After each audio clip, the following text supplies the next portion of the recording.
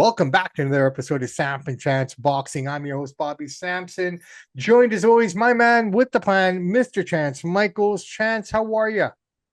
Doing good yourself? Can't complain, man. We have boxing this weekend, but nothing noteworthy, so we're just going to have fun today, man. What do you say to that? Let's do it. Let's start right off the bat with the press conference that we saw earlier this week between the New York one, um, between Jake Paul and one Tank Davis, man. Can I be honest with you? I really feel that we saw Tank be exposed. How so? Um, What do just you mean? intelligence and just competency, like just general. Like this guy looks so lost up there, in my opinion. It's the way I saw it. Like he couldn't form sentences. Like he just couldn't put his thoughts together. I feel. And Well, the Jake guy's the guy's dumb as a bag of rocks. He always has been. There's nothing new. No, It's no, just but like but now you he's know, in it. I Now he's don't in open know if form. I don't know if it was an act or if this is truly who he was. And having him up there by himself, I thought was a mistake. You need to have his people with them to kind of like the dude just looked discombobulated up there, man. It felt really uncomfortable to watch. And Jake realized that and he just took full advantage of the guy here, man. Um, but respect, man. He called him out for the woman beating, he called him out for a lot of stuff, this and that. A mismatch, Well, absolutely. well, Tank's not a smart guy. He never has been a smart guy. Most athletes are not smart guys. They're just good. They're great at what they do. But we put him in a platform like that. Yeah, he's gonna look like the moron that he is. The guy's a moron. The guy's a piece of crap. That's not saying he's not a great elite top boxer. He is. But look what he does in his personal life. He's a bad dude. That's the bad guy. And the show last night or yesterday in the afternoon or whatever you want to say. And Jake humiliated the guy. And Jake's very smart. He's a great businessman, as we know. He's a great promoter. So you put him with a guy like Tank, it's like taking candy from a baby, at least verbally, right?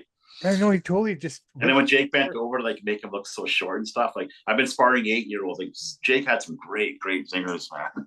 No, So no, he good. does. I mean, it's still a stupid fight to have, but I get it. Not financially. No, to do. I'm not talking about financially. I'm putting all that aside. I'm just looking at the two guys in the ring. It's just a stupid fight, honestly. I mean, Depends how financially, you look yeah. at it. Look, dude, I'm gonna buy it. I'm gonna watch it. Absolutely. I'm not, naive. I think I'm Mm-hmm. looking forward to the undercard. Which should be announced hopefully by now. We don't have it in front of us, but at the time of this recording. But I think the undercrowd, I'm looking forward to that. I think Xander is going to be on there as well. So, they're talking Nikita saying that there are going to be a bunch of world championship matches. So I like to see what the undercard looks like, man. But Well, Jake already set the record for the most people ever watching a boxing fight with Tyson. I think 108 million. They're going to break that record because we know Gervonta is a huge pay-per-view star. So they're going to get more than 108 million people watching this on Netflix. Then it's going to be free on Netflix. So I don't know yeah, what the number will be. So they're going to smash it. And no, no, yeah, and they probably will. And look, and is it a carnival fight? Yes, but that doesn't matter because the only two things that matter in boxing is money and ticket sales. And it's I not. get it. I get it. But I mean, I think this is more for the newer, like Nikita said himself, this is for the Z's and the A's. You know what I mean? In terms of generations, these are their fighters, so to Yeah, speak. from That that age bracket, but that's what everybody's he going to. said. So that for that generation, yeah, it's an But awesome it's thing. but that doesn't make sense when he said that. And I'll tell you why. If that's the case, there's not going to be 115 million Gen Zs and millennials just watching this fight. You're going to have Gen X, Gen Y, No, Gen well, whatever. You're going to have you're 60. you're Everybody's you're going to watch getting the all fight. of us in there because we're boxing fans and we're gonna watch it, right? Mm-hmm. Like, okay, look, I'm not a fan of the Misfit stuff. Are you? If they're making money, I have no problem with it, man. No, no, no. I get it. Take the money away, the product. Forget the money, man. Forget financial. Just be a Mm-hmm. boxing guy. You're looking inside the ring. You're looking at a boxing match. Forget anyone there. Are you a Yeah, fan of Misfit? I have no problem with it. Okay. I'm either way because you know what, dude. I go to so many. Like I'm going to the Bronze Liver Gloves this Sunday. Sorry, Saturday. I go to tons of these MMA fights, and if the guys want to fight, I'm just like some of it can be corny and some of the I get it. matches are mismatches. I have no problem with it. But the point I'm trying to make here, those Misfit guys are doing Mm-hmm. over 1 million buys on Mm-hmm. every show they do. Yeah, they're doing well. So a generation of people love that stuff. Okay. Mm-hmm. Unfortunately, it's not our generation. Most guys that we deal with and talk to and are boxing fans, we come from a four belt era, Mm-hmm. four governing bodies. And if you want to go back even further, that's who we are. We're more the boxing people. But this is the evolution of the sport, and I get it. This is what people want to see. And the hope is they get hooked by misfits, they get hooked by Jake Paul and stuff like that, and they translate that they want to go and see what we're watching. Yeah, but You the know what I problem mean? is that with guys like Jake Paul, he brings the entertainment, right? So you get hooked by the entertainment. You can see there's going to be, is there better boxing fights than Paul and Tank? Of course. But when you watch Better Be Evan Bivol, these guys got personalities like watching paint dry. No, I Is get that a it. better fight? So they're not No, selling the fights yeah, because they're boring. yeah. Jake brings entertainment and people want Hey, entertainment. and I get it. We live in an entertainment world now. Everything is Yeah. entertainment. Everything is quick, quick, quick. Everything's 15 seconds, 20 Mm-hmm. seconds, 60 seconds stops. You know what I mean? I think for me personally, when I look at that fight, I know you're not a fan of him, but being a boxing fan, I hope that he beats him, Tank. Not me. No, no, hold on. If he Yeah. beats him, it will translate like, oh shit, this guy beat up Jake Paul. Mm-hmm. Who's he fighting next? Yeah. And then we can take those guys, those fans will come over to our side a bit more to what we watch on the general. Only I know what you're saying, but only if there's an entertainment factor to it. So if Tank knocks him out in the first round and then Tank goes and fights, Bob Smith, who's boring, people aren't going to care. You have to bring an element of entertainment. And that's good in these press conferences. And that's why Conor McGregor versus Floyd was so good, because those press conferences were amazing. They're swearing at each other, both can talk, yelling, and they had one of the biggest fights ever. So I talked to a boxing promoter, 3 times a week. He does mostly MMA now. And he goes, it's all about ticket sales and putting people in here. It doesn't matter I get what it. we want to see. So we got to put on the fights that people want to buy the ticket and come. If we just want to appease 5 to 10 dudes, it doesn't mean anything. We got to get people, right? I So, know, I get it. I get it's a business at the end of the day. I get that right. completely. And like I said, people are buying into it, like that misfit stuff. I mean, Mm-hmm. I call it misfit stuff because it is. It is what it is, right? I Yeah. mean, it's not the greatest. It's No, it's not. below amateur even in a lot of cases. You know what I mean? Yeah. Below amateur. Yeah. But the fact that they are selling over 1 million units of this, Mm-hmm. people are buying it, and it's still pay per view. They are not pay per view free. These misfit cards you have to pay for Yeah. on top of your DAZN subscription. So they have a formula. They're working, and this is what this generation's into. And I get it. I mean, it is what it is. It's kind of like I kind of equate, I'd say it's like rap music. The rap music that I thought was great and I still think is great. Mm-hmm. These kids today wouldn't have no clue about it. You know what I mean? Yeah. They're into that mumble stuff and that really diatribe kind of non-sense making kind of rap. Mm-hmm. But the rap we listen to, these guys were actually lyrical geniuses. Mm-hmm.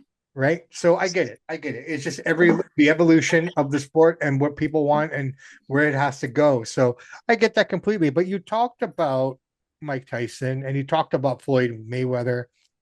Looks like these guys are connecting in 2026, man. As I was saying, it's on. They signed the dotted line. I mean, it will happen. It's all, and this fight is only about money. Mike even said it when Fat Joe was interviewing him the other day. Hawaiian shirts. Mike, you're fighting Floyd. Yeah, it's all about the bag, man. This is what all this Hey, is I about. get that, but do you really want to see that? Like after what we saw against Jake Paul, I mean, what's he gonna do in there, man? Like, We can't barely move anymore. well, but that's what I'm saying. So what's the point of this, man? And then I heard I that guess Floyd, what it is, you're going to take two of the most hated guys ever in boxing, right? We know what Floyd did to the woman. He beat her up. He went to jail for 9 months. We know what Mike Tyson did or allegedly did. These are both not nice guys. So you're going to get two bad guys in the ring. I mean, Tyson's loved now, but if you actually look the way he's lived his life, he's not. You know what I mean? I'm not trying to put the guy down, but he's not the best guy in the world. So you're going to get two guys that are hated. You're going to put them together. It's a car crash. You want to see what's going to happen. It's like you see a car crash when you turn your head. This is the same thing. I think I don't know what's going to happen. Tyson can barely move. Floyd's in great shape. I hear what you're saying about being hated, but I think if you look at the heel and the face of this, if Tyson's the face, Floyd's the heel. People probably forget. You know what I mean? You look at Tyson now, people don't look at him as a bad guy anymore. They look at this guy who's reinvented himself, and he's got the right people around him now, supporting him and it's taking more care of goofy and him. fun, right? right? But I don't know. Like, I mean, It was supposed to be Roy versus Mike. Sorry, Roy versus Floyd, and then I don't know, Tyson got in there because Roy's always ripping on Floyd, but well, it I didn't think happen. if Floyd and Roy got in there, Floyd would go for the knockout and try to take his block off. And I think Floyd realized. I said, no, he just wants to have a jump around and a spar, and I don't know how cute it is because here's the deal, man. I mean, granted, he's got Mike as a dance partner for this one, but Floyd's exhibitions have not been getting great attention, not That's why getting he's great going attendance. exactly. That's why he's doing this. So he needs to do this because the other stuff he's been doing has been And complete now he had an garbage. interview yesterday. I watched. He's talking about coming back to having a pro fight now I because heard about that. So he's just not off the it's not off I the don't think he table. will though. He's not going to risk that. Oh, I don't think he'll do it. I think he's just saying it to sell the No, fight. he We'll comes see. back, he'll fight a soup can, man. He's not stupid. I mean, Floyd hasn't gotten this far by making a bad choice Mm, or an ill-advised decision that would affect him in a bad way, yeah. right? If he comes back to fight one more fight professionally, come on, man. You don't think he's going to go up against a Brian Norman Jr. or Devin Haney or any of those kind of guys. He's going to go up against some Martin Scroll. We'll have to be a little bit of a formidable opponent to sell it. But yeah, I know what you're saying. But I have no problem with even if Tyson and Floyd want to fight an exhibition at a catchweight. People realize Tyson's heavy. He's not much taller than Floyd. Tyson's only 5'10". Floyd's about 5'9". So they're about the same height. Tyson's way thicker, so he's stronger. There's no height difference really here. They want to fight. I'm all for it. We'll watch it. Tyson can't hit anymore. He can't move. He does a lot of drugs. Whether it's weed, mushrooms, I don't know what this guy's on, MDMA. I think he fought Roy Jones in ecstasy or whatever that was. Like, you're not going to see a good Mike Tyson No, I spectacle. You're going to don't see think a we'll better ever fight see. between Jake and Tank because they're both young. Tyson and And Floyd are that's both the sad part. The fact that we're saying that Jake and Tank is going to be better than that, way and better. which it will be, obviously, right? Um, but yeah, no, I just again, I'm gonna watch. I'm Mm-hmm. gonna watch all the stuff that we're talking about today, even if I'm not, a big, huge fan of it. And I hope I'm proven wrong. I hope it's entertaining. Not with Tyson. He fought Roy. He moved a little bit, couldn't really move. Then Jake probably could barely move. So he's not going to move much against Floyd. Nobody's going to get hurt against Floyd and Tyson. They'll hate each other a bit. I know, I but don't think they're going why? to go What's for the point of that? Like, it makes no money. sense. I get it's money, but still, I mean, it's just, you know what? If you were gonna do that, I would wait a little bit longer because I think people still remember what Tyson looked like against Jake Paul. It was horrible. But that's what I'm saying. Holyfield wants to fight Tyson now. They all Well, because they all see the we're bag. going to Because see the a big reality block is, you exhibition got to fights. think all those guys back in the day that were on the top of their games, the Holyfields. Yeah, Floyd made a lot of money, but later on. But you look at Mm. Floyd, you look at Holyfield, you look at Tyson, you look at Lennox Lewis, you look at um, some of the lighter guys as well, Pernell Whitaker, De La Hoya, all those guys. Okay, they made money, but they didn't make the money that's being made today.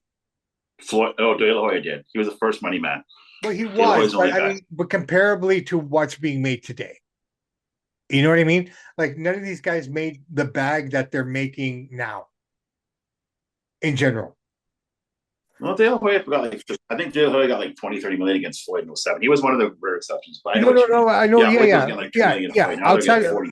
exactly. Where most guys are making an average of 10 to 15 million at the upper echelon, right? Before it Mm-hmm. was just only maybe a handful of guys that was making that kind of cash. Now you're Yep. getting more and more of them that are getting it, right? Even the base pay guys are probably making more than they were 10, 12 years ago. Not much, but a little bit. Yeah. Right. So Boxing's always top heavy. yeah, it's always top heavy, right? So people think that you make good money in boxing. No, you don't. If you're a main event, you'll probably make the Yeah, most, if you're Manny Pacquiao or Floyd, right? you do. But you got to keep in mind some of those guys on those cards that are opening the cards that are on the prelims, maybe making $2,000-3,000. But yeah, about 5 to 6. Yeah. And that's not a stretch. In some cases, it's Yeah. anywhere I bet you between, get the MVP card on this weekend in Montreal. The bottom guys are probably getting 3 to 5K. Yeah. right?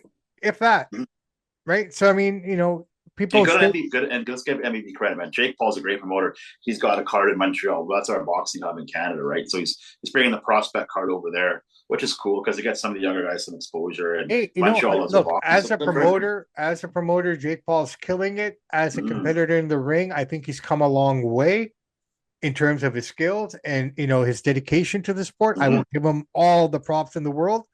I just think his match selection is questionable. I'll just leave it at that. But as a Questionable, promoter, yes, but no, I get it, right? nobody. Isn't it funny that nobody ever has watched? Here's the thing: people bash on Jake Paul all the time. I've always been a Paul Brothers supporter from day one. Roll the tape back. I've always been a fan of Logan and Jake. I'm one of the few guys in the podcast world that I always like the guys. I like both these guys, but we had Angel Lozano on here, and he said he sparred Jake Paul. He's like, Jake hits hard. So right, we kind of see it coming. But the thing with Jake is nobody's watched a boxer fight more than him ever. It's genius how he did that. He put a free fight on Netflix against Mike Tyson as #1 most watched boxing fight of all time. Because that captured the many generations, right? It captured our grandfathers, our fathers, and us, right? And all the other people, right? So I mean, I get that completely. Genius. Yeah, no, for sure, for sure. Okay, I just want to talk about. I just want to talk about this a little bit as well. The David Benavidez card here against Anthony Yard. Is David Benavidez quietly going about his business? You know, like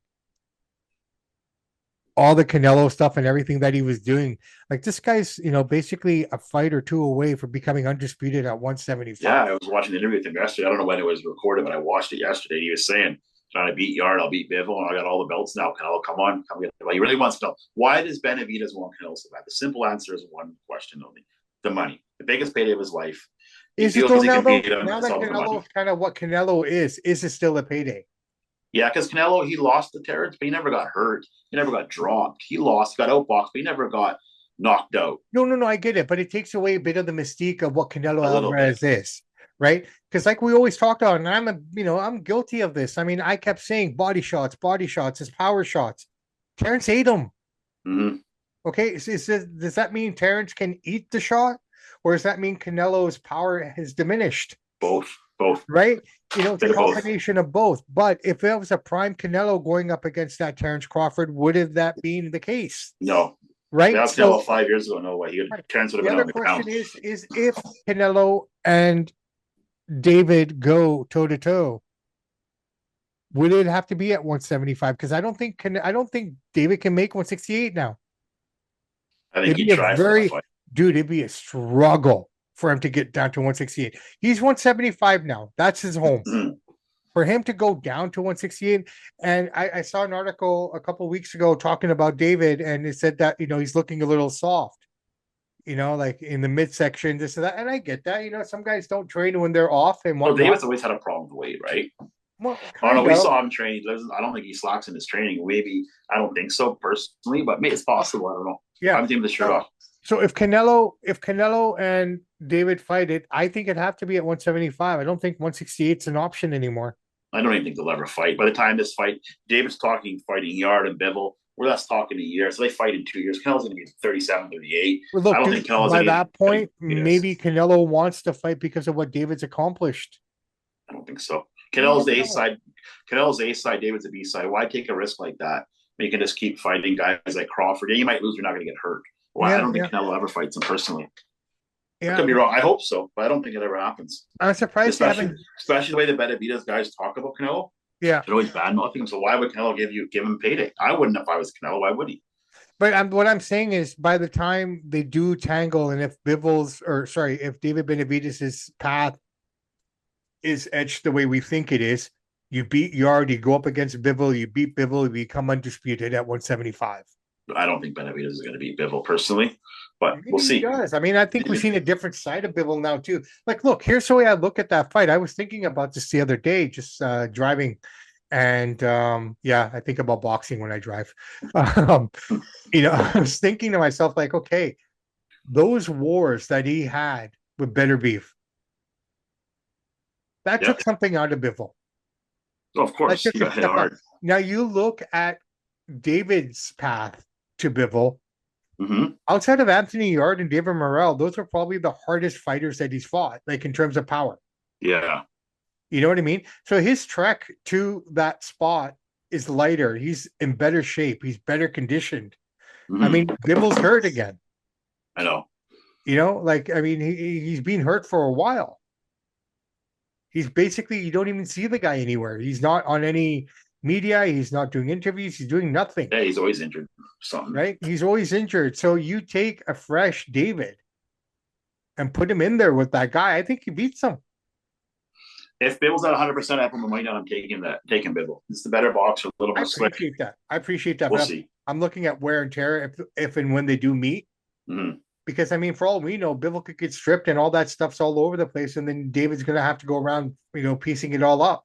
I don't think Canelo overfight's Benavidez personally because I don't think Canelo wants to give him that payday because they keep trashing him all the time, right? I think they would have laid off a little bit, maybe could have had it, but I don't think we see that fight. We'll see. Yeah. I hope I'm wrong.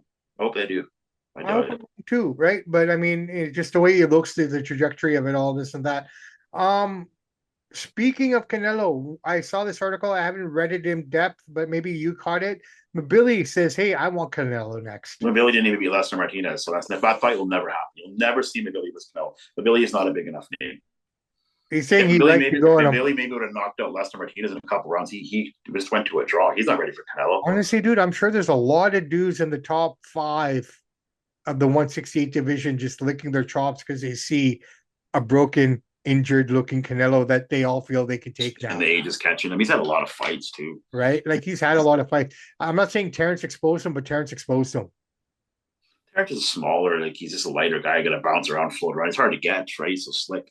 I get it. He never hurt. He I mean, never hurt Canelo though. He no, stunned he him. He never didn't, got but he hurt. got boxed the shit out of him. Yeah, oh yeah, he schooled him. But Canelo never got hurt. So Canelo's thing, yeah, I lost the boxing match. He won. Canelo's admitting it. He won.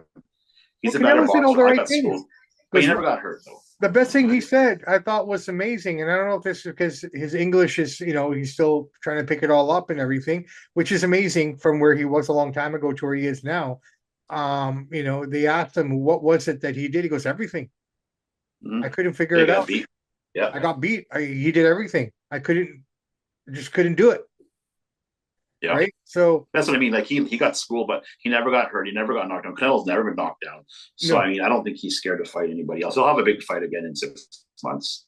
So what does Canelo? I don't know who. Canelo's got his next fight probably in May, right? So yeah, Cinco de Mayo time.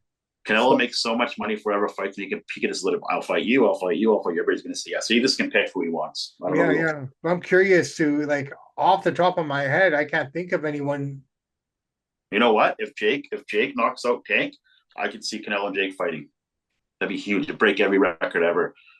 Canelo and Jake, who wins? Hypothetically, Jake versus Canelo. Who do you got? Who would I want to win? I want Jake to win. Who wins? Probably Canelo. Canelo would beat him. But I'd love to see Jake beat him, but Canelo would beat him. And you think Jake is going to beat Tank? Or is an early prediction? I think so. This is too big. Thanks. I think Tank wins. We'll see. Tank just lost his last fight, I thought. No, against he did. Lamont Roach. I know he did, but I think he fought. Tank's a more skilled boxer. I'm not saying he's not, but Jake's bigger and stronger. So we'll see. See what happens. But I think the power, just the inside work. I know we'll break it down. My prediction is we will see Jake and Canelo sometime. Possibly. Too much money there. I wouldn't put it past him, right? Netflix, the money's there. But the thing is, he's got 2 more fights with Riyadh season. Who? Canelo? Yeah.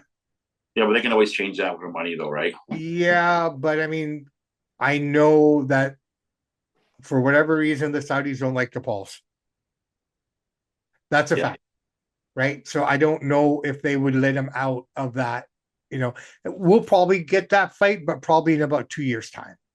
If Canelo's still fighting, he's already 35, man. I don't know how much more he's stick around for. No, if he's still fighting, we get that fight in a couple of years. Yeah, because if Canelo loses another fight, I think he'll call it a day. I don't think the Saudis are going to allow Canelo to do that until his 2 fights are up. And but dude, you're talking about money. Mm-hmm.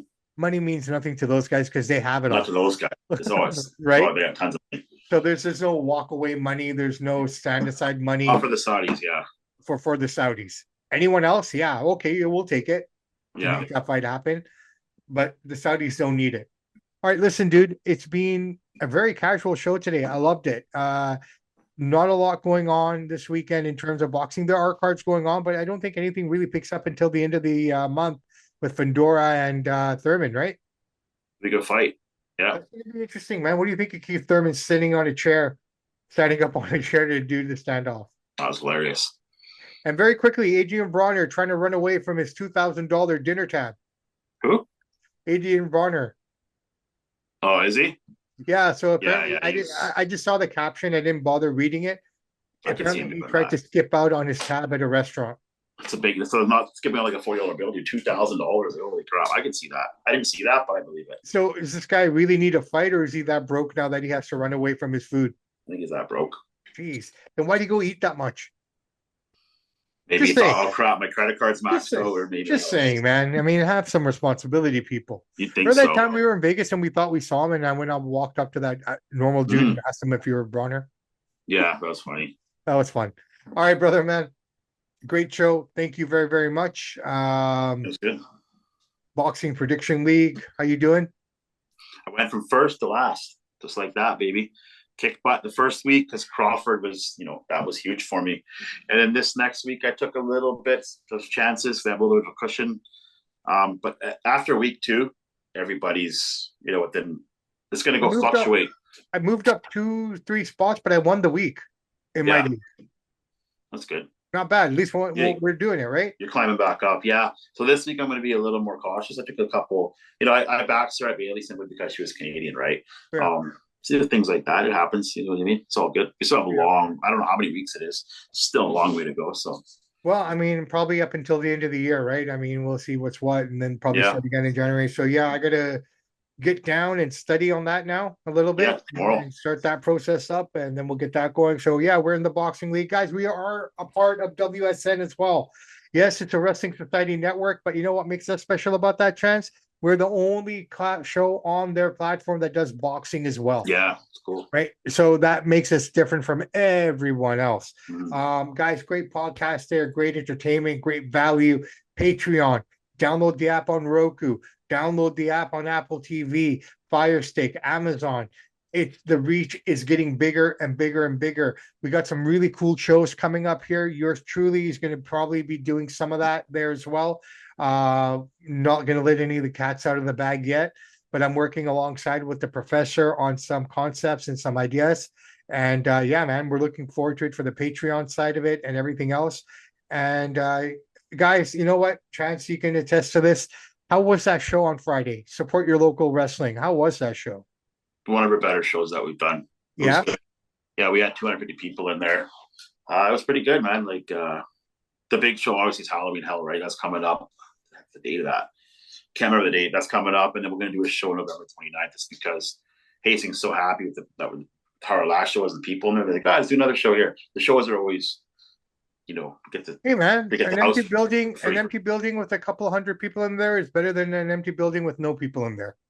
It's the iconic backdrop that we have back there to Hastings Racecourse. It's been built in 1889. We So there's a do, lot and of, it's probably, lot and that's the end of of Hastings too, man. I heard. Hmm? I heard No, that's the that's end of not the official. races. That's not a no. Cloverdale shut down the horses. No more racing in Cloverdale. Hastings won't make an official announcement until May. So even if they do shut it down, the racing, they'll still have the building there for the year. So we're good for a bit. I Yeah. hope they don't show the race horse racing. I love horse racing, dude. I could watch that all day live on TV. Yeah, Kentucky, but horse racing live is it's just I enjoy it. Maybe because I used to go there as a kid. So Honestly, I man, can there's tell you one something thing. about hearing, like you watch. You're right. Watching it on TV is one thing, but Mm-hmm. actually hearing those hooves Oh, it's amazing. clomp, And I noticed one thing: the younger generation does not go to horse racing. they don't know it. It's They all don't our get age it. and the older guys, and the other kids they don't care for crap. So that's what Hastings thinks. We're going to bring wrestling here. We're going to bring a car show here. They have comedy shows. They have a cigar night. They're trying to liven the place up, but so we'll see what happens. Yeah, Halloween Hell is like the WrestleMania. So There you go. There you go. Should be a good crowd. Very quickly, anything happening this day or week in boxing history, internationally, domestically? Well, we got something from Vancouver. This didn't happen this week or whatever, but I'm going to bring this up because I'm going to the Bronze and Silver Gloves this weekend in Chilliwack. Mr. Sylvan's putting it on, so I'm going to go check it out. So I've been, like I told you last show, I'm working on this Vancouver history stuff here, trying to connect some of these old fighters, but they're hard to get a hold of. I was talking to one guy from the province who wrote an article, so he's going to try to connect with a couple guys here to try to get one of these guys on the show. But if not, I'll have to meet him in person and just do a quick little thing. So it's hard because these guys are in their 70s and 80s now. They don't use social media, so I can't just message them myself. I go to the guy from the province. I had to reach out to their brother.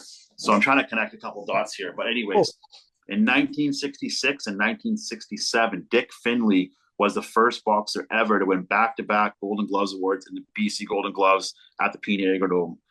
And then he went on to represent Canada in the 1968 Olympic Summer Games. Never won anything there, so I had to bring that up just because I'm going to the gloves. That was in Montreal too. Yeah, so Payday Dome, first ever go back to back. Okay, here we go. American history. Rocky Marciano's. Then this week in boxing history here. Rocky Marciano scored a come from behind win to capture the heavyweight title with a truly crushing 13th round. Yeah, back in the day, these did 15 rounds. KO of Jersey Joe Walcott, love that name, at the Municipal Stadium in Philadelphia, Pennsylvania in 1952. Mr. Undefeated, one of the best, greatest heavyweights of all time, Rocky Marciano. With a great name, Jersey Joe. Awesome, man. Yeah. Rocky Marciano, man. Do you consider him to be what everyone considered, like a lot of people consider him to be, or do you think it was the mob that built him? No, so I've read his book. I do a lot of boxing history. Like I told you, like I mentioned before, if you listen to the Sonny Who Murdered Sonny Liston book, I recommend every of those boxers should listen to that book. That is the best boxing book I've ever read. I listen to Audible technically, and in that book, Sonny didn't say it, but he did say at the very end of his life, "I took the fall against Muhammad Ali." And his quote, not my quote, the black Muslims came to my training camp and said, if you don't take a dive, we're going to do this and this to you and your wife. So he did. I believe it totally. He said Muhammad Ali had nothing to do with it, so he was not in on it. Yeah. But if you watch the fight, he said, what's wrong with you? Why you go down or whatever? Like he was shocked at that shot. That shot, right? That shot where he's standing over him. Yeah. Yeah. He's like, what? Because he didn't hit him hard enough. So you listen, people forget the guy was a heroin dealer. He'd hang out at the casinos, he's banging chicks, fighting this guy had two lives because back in those days, he didn't make as much money boxing. So in saying that, long story short, the mob has always been involved with boxing. But were they in a few fights in Rocky? Possibly, but he was that good. Well, was he 15-0? Was he true 15-0? I think so. It's so hard because it's so long ago, but yeah, the mob's always been in boxing. But back in those days, you could get away with that stuff because we don't have the technology we had then, right? I mean, that's why I always wonder, like I take Rocky with a grain of salt. I take nothing away from him as a competitor or anything, but then we could say the same thing with Ali, though. We take how much of Ali's fights are fixed. Hey, dude, because if you have the black Muslims, I don't know. You know, look, dude, it's hard to prove, right? A lot of what Ali did was prepared. Okay, and I give you a prime example, and I'm not saying this in a bad way, but tell me how this can all add up. Okay, it makes no sense. So Ali, you've heard the story about how he talked that guy off a roof for jumping, right? Yeah. Okay, so Ali was on the other side of town when they found out that this was happening. Okay. Now from that, apparently, and I don't know the geographics, I don't understand, I'm not there. I'm only telling you what I've read. Apparently, from where he was to where this guy was about to jump, it would have taken about a half an hour, 45 minutes to drive through the traffic. He got there in like 10 minutes. A lot of stuff. That's all I'm trying to say. Yeah, I'm not denying Ali's greatness. No. Rocky Marciano's greatness. No. But there's definitely some fishy stuff with those guys. And we're talking 60s, 50s, 60s, 70s. So it's like, it's so hard to go back and prove. We're not, like I said, we don't have the technology to. We did. Ali did some fishy stuff. No, they all did fishy stuff, man. I don't care what anybody says, man. I mean, that was just that time where you could get away with fishy stuff. Look at the Rat Pack. Everyone loves Dean Martin. Everyone loves Sammy Davis Jr. Those guys were the dirtiest boys in the world. They just didn't have social media to screw them. Camera phones and stuff, yeah. Right? And the, what was that movement? The Now Me movement? What was that thing? Me Too. Me Too movement? I mean, shit. None of those people are alive to even be a part of that. You know what I mean? So, I mean, if you think about some dudes who got away with it, you're looking at them. Yeah. Right? All right. On that note, I'm Bobby Sampson. He's Mr. Chance Michaels. In the words of the great AC/DC, those that download, like, subscribe to the podcast, we salute you. We do salute you guys. Listen, work hard. Don't stop working hard. Don't stop reaching for the stars, for the skies. Forget what everyone says, because at the end of the day, the more people hate on you, the more people try to bring you down or tell you you're not doing this or you're not doing that. Forget them, man. It's not worth it. Honestly, don't be a whipping boy for anybody. Don't be a bitch for anyone. Just be yourself. And if people are going to treat you like that, then walk away. Right? And just focus on yourself and focus on being the best that you possibly can. Because everyone has a talent and everyone has a reason for being here. And the people that shit on you are the ones that don't want you to succeed. Samp and Chance are out.